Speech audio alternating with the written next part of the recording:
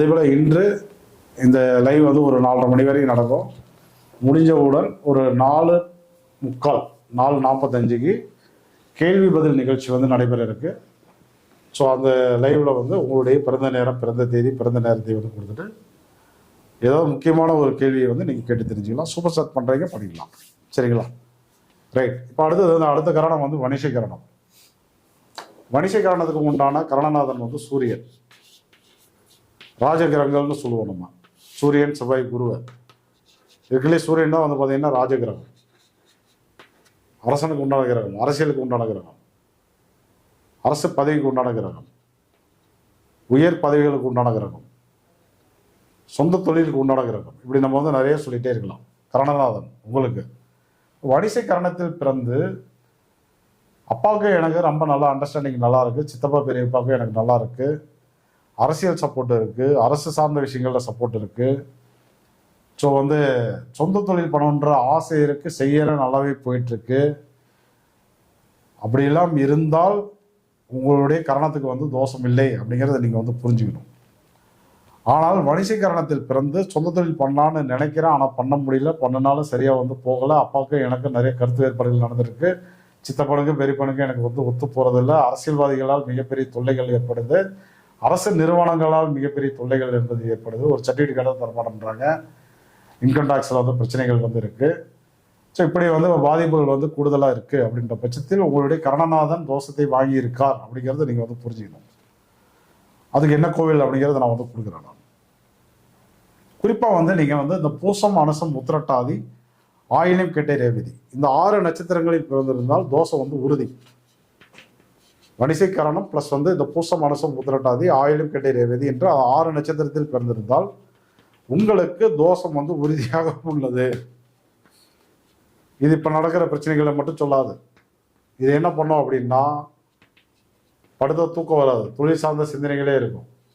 அந்த மெட்டீரியல் அங்கே போகலையே, இங்கே போகலையே, பணம் வசூலாகலையே, தொழில் சார்ந்த சிந்தனைகள் தான் அதிகமாக இருக்கும் வழியே படுத்தா வந்து தூக்கம் வராது. சரிங்களா? உடல் வந்து மந்தமாகவே இருக்கும். வேலையால் வந்து சப்போர்ட் பண்ண மாட்டான். பிற இடத்துலலாம் வந்து ஒரு நாளைக்கு வந்து ஒரு 1000 ரூபாய் சம்பளம் கொடுக்குறாங்கன்னா நீங்கள் 1200 கொடுப்பீங்க. ஆனால் அப்பவும் அவங்க வந்து விசுவாசமாக நடந்துக்க மாட்டாங்க. இந்த வேலையால் வழக்குகள், இதன் வழி பிரச்சனைகள் எல்லாமே இவங்களுக்கு தான் வந்து அதிகமாக இருக்கும். ஸோ அது மட்டும் கிடையாது, முழங்கால் வலி, பித்து பிடிப்பது, பைத்தியம் பிடிப்பது, அதே போல் சித்த நிலைக்கு வந்து போகிறது, சன்னியாசி ஜாதகங்கள் அப்படின்னு எடுத்துக்கலாம். நம்ம கல்யாணத்துக்காக முயற்சி பண்ணுறோம், கல்யாணம் நடக்கவே மாட்டேங்குது, தள்ளி தள்ளி போயிட்டே இருக்கு. சனிக்கேது இணைவு இருக்கு, அதனோட வந்து கரணநாதன் வந்து இணைஞ்சிருக்காரு. 7ஆம் பாவம் கெட்டு போச்சு, 5ஆம் பாவம் கெட்டு போச்சு, வணிசை கரணத்தில் பிறந்து. இதெல்லாம் என்ன பண்ணோம் அப்படின்னா திருமண வாழ்க்கையை பிடிச்சி தொந்தரவு பண்ணிட்டு இருக்கோம். நிறைய டைவர்ஸ் கேஸ்லாம் பார்த்தீங்கன்னா இப்படிதான் நடந்துட்டு இருக்கு.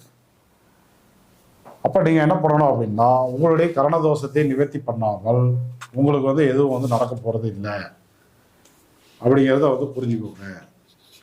உங்களுடைய கரணதோஷத்தை நீங்கள் நிவர்த்தி பண்ண நீங்கள் என்ன பண்ணணும் அப்படின்னா,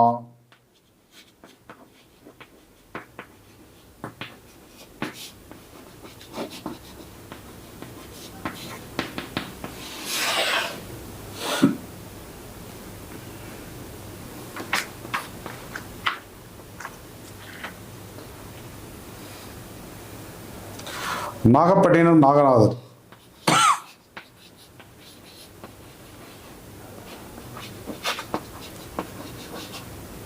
திருச்செந்தூர் முருகன், திருவண்ணாமலை,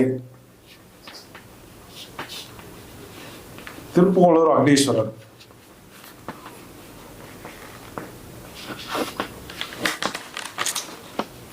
இந்த மாதிரி இடங்களுக்கு போயிட்டு வரும்போது உங்களுடைய கரணதோஷம் வந்து விலகும். மேல்மருவத்தூர் ஆதிபுரி அச்சரப்பாக்கம் ஆதிபுரீஸ்வரரா, ஆட்சிபுரீஸ்வரர், மேல்மருவத்தூர் அச்சரப்பாக்கம் ஆட்சிபுரீஸ்வரர்.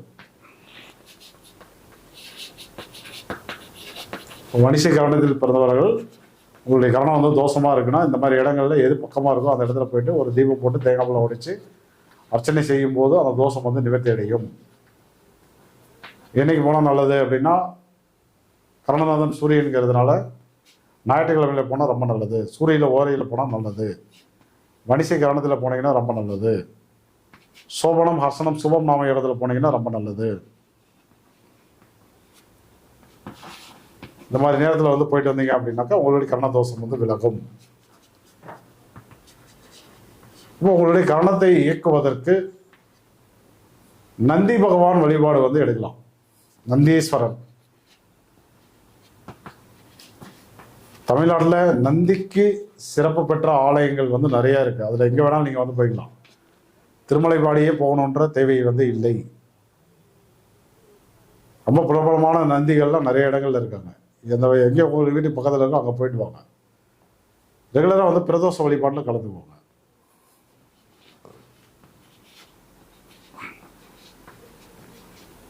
காளை மாட்டுக்கு உணவு கொடுத்து வணங்குங்க. அதனுடைய கோமியத்தை எடுத்துகிட்டு வந்து வீடை சுற்றி வாசலில் எல்லா இடங்களையும் அடிக்கடி வந்து தெளிச்சு விடுங்க. வீடுகள், தொழில் செய்யக்கூடிய நிறுவனங்கள், வாகனங்கள் அதெல்லாம் வந்து தெளிச்சு விடலாம். இப்போ அடுத்தது உணவுகளில் வந்து கோதுமை, மிளகு, பச்சை மிளகாய், அன்னாச்சி பழம், பலாப்பழம், வாழைப்பழம் இந்த மாதிரி உணவுகளை வந்து அதிகமாக எடுத்துக்கணும். நீங்கள் எடுத்துக்கும் போது அந்த தோஷம் வந்து கரணம் வந்து விலகி, கரணதோஷம் வந்து விலகி யோக பலன்கள் வந்து நிறைய கிடைக்க ஆரம்பிச்சிடும். ஆனால் அந்த கோயிலுக்கு போயிட்டு வந்த பிறகு தான் பண்ணணும். அதெல்லாம் தோஷம் இருக்குது அப்படின்னா உங்களுடைய கரணத்துக்கு உண்டான நியூமராலஜி நம்பர் வந்து 1ஆம் நம்பர், அரசனுக்கு உண்டான நம்பர். உங்களுடைய பெயர், மொபைல் கூட்டு எண், வாகனங்களுடைய எண்களில் அதை வந்து பயன்படுத்துறது ரொம்ப நல்லது. தலைவிருச்சிகங்களில் வெள்ளரிக்கண், செவ்வரளி அதை வளர்த்துங்க, ரொம்ப நல்ல விஷயம். உத்ராட்சம் அணிவது ரொம்ப சிறப்பான விஷயம். அது எந்த முகமாக இருந்தாலும் ஓகே தான். மாலை கூட போடலாம், பெருசு சின்னது எப்படி வேணாலும் போடலாம்.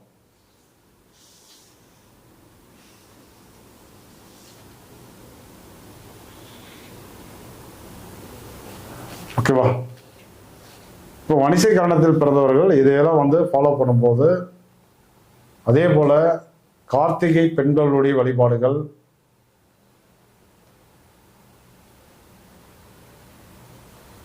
சிவன் கோயிலில் இருக்கக்கூடிய விநாயகர், சிவன் கோயிலுக்குள்ள இருக்கக்கூடிய விநாயகர், வேற இடத்துல இருக்கிற விநாயகர் வந்து வேணாம். சிவன் கோயிலுக்கு உள்ளார இருக்கக்கூடிய ஐயப்பன், நிறைய சிவன் கோயிலுக்கு உள்ளார பார்த்தீங்கன்னா ஐயப்பனுக்கு சன்னதிகள் வந்து உண்டு. இப்போ சேலத்துலலாம் வந்து பார்த்தீங்கன்னா சுகனேஸ்வரர் ஆலயம்னு இருக்கு. அதில் நீங்கள் வலம் வரும்போது ஐயப்பனுக்கு ஒரு சன்னதியே இருக்கு.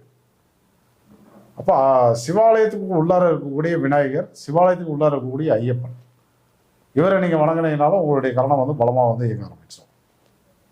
சூரிய நமஸ்காரம் வந்து பண்ணலாம்.